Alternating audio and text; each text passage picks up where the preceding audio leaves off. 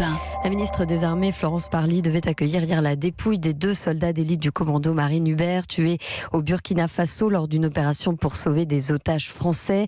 Alain Bertoncello, 28 ans, et Cédric de Pierrepont, payés de leur vie. Un hommage national leur sera rendu demain dans la cour d'honneur des Invalides en présence d'Emmanuel Macron.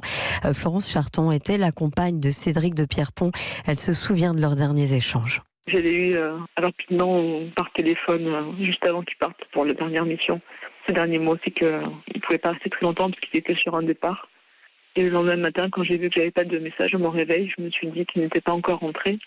Je ne pouvais pas imaginer que c'est parce qu'il était mort. Personne ne réalise, on a tous l'impression qu'il va rentrer, que c'est juste un mauvais rêve. Mais non, il ne reviendra plus jamais. C'est pas juste un métier, c'est en eux, ils vivent pour ça. Donc on ne peut pas les empêcher de partir. Je sais que à mourir, je sais que c'est comme ça qu'ils l'auraient souhaité, en héros. Ils connaissent très bien les risques. On les connaît, mais moins qu'eux, parce qu'on ne peut pas se les imaginer. En fait, c'est tellement dur ce qu'ils font. Otages, touristes irresponsables ou autres, peu importe, dans tous les cas, ils y seraient allés. Et si c'était à refaire, je sais qu'ils y seraient retournés. On sait qu'ils appartiennent vraiment à une élite, mais on ne s'imagine pas qu'ils ne puissent pas rentrer. Ce qu'on était en train de bâtir ensemble pour finir notre vie ensemble, ça ne pourra plus se produire.